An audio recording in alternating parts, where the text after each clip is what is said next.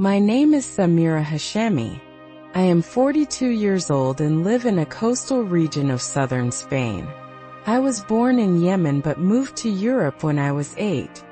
My parents were devout Muslims who ensured I grew up strictly following Islamic teachings. I prayed 5 times a day, fasted during Ramadan, and wore my hijab proudly. That morning started like any other. I was preparing breakfast for my husband, Rashid, and our 3 children when the first signs of trouble began. A strange tingling sensation crept up my left arm, but I dismissed it as nothing serious. I had been experiencing these sensations for weeks, along with occasional chest discomfort. However, being the stubborn person I am, I kept putting off seeing a doctor. I remember checking the clock, 6:12 a.m. The kids were getting ready for school, and Rashid was reading the morning news on his tablet. Suddenly, the pain in my arm intensified, spreading across my chest like a vice grip. I dropped the spatula I was holding, and it clattered against the tiled floor. The sound made everyone look up. "Mama!" My eldest daughter, Hannah, called out, her voice seeming to come from far away. I tried to speak, but no words came out. The room started spinning, and I grabbed the counter for support. That was when I noticed something terrifying. My left arm had turned an odd shade of blue. The pain became unbearable, as if someone was crushing my heart. Rashid rushed to my side just as my legs gave way. I could hear him shouting for Hannah to call emergency services, but his voice sounded muffled, as if I were underwater. The ceiling lights above me blurred and faded.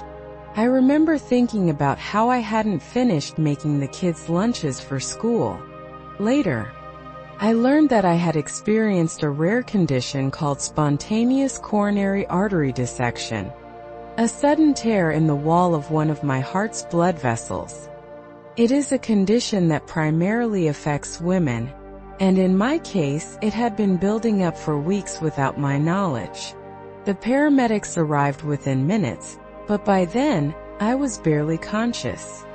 They worked frantically, attaching monitors and starting N4.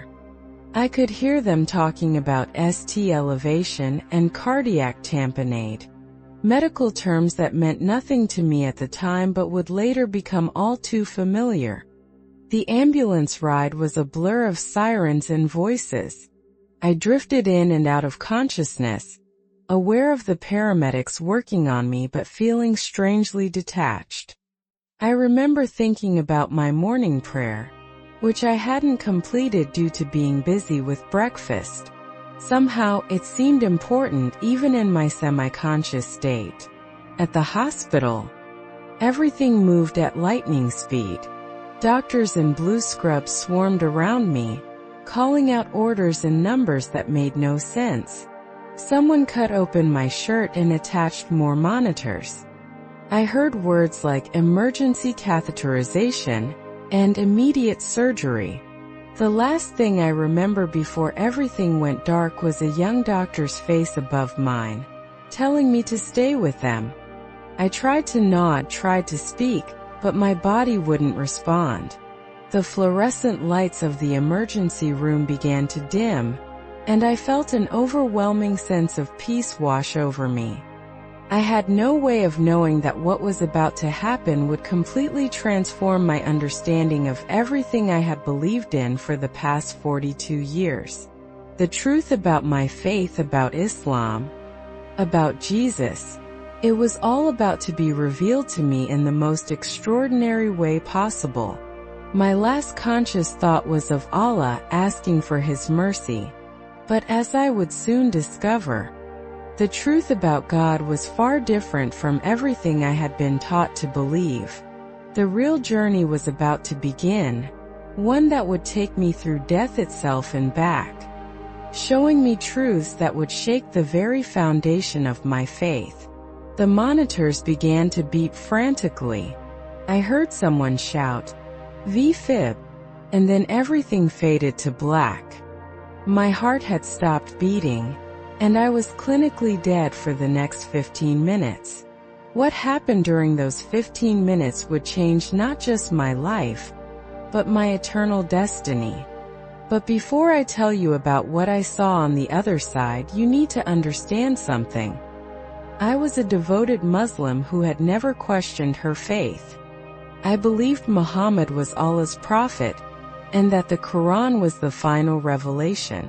I had memorized large portions of it in Arabic, taught Islamic studies to children at our local community center, and even went on Umrah 4 years ago.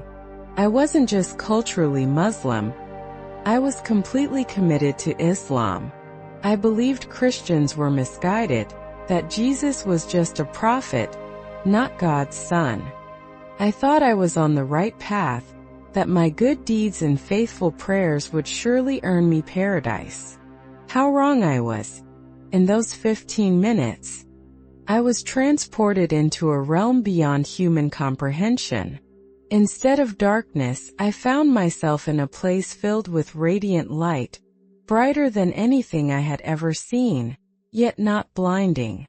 The air itself felt alive, humming with an energy that pulsed through me. I felt weightless, as if I had been freed from the limitations of my earthly body. Then I saw him. First, I did not recognize the figure standing before me, but as he stepped forward, I felt an overwhelming presence of love and authority.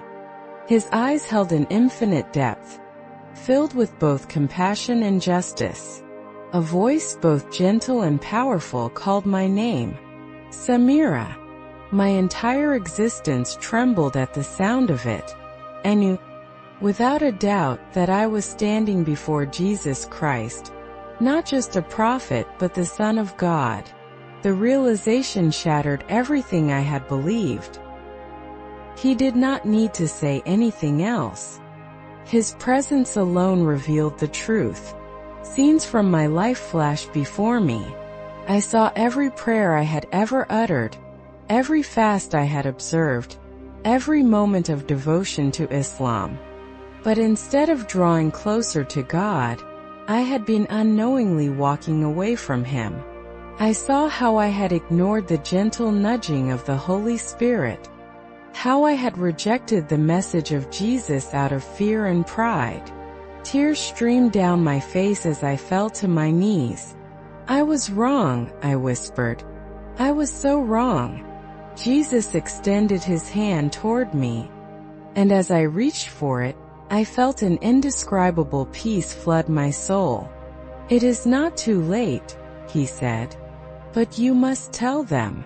Before I could respond, a force pulled me backward. The brilliant light faded and suddenly I was back in the hospital room. My body convulsed as my heart restarted. The doctors cheered, calling it a miracle. But I knew the truth. I had died. And in those moments beyond life, I had seen eternity. And now I had a mission to share what I had learned, no matter the cost.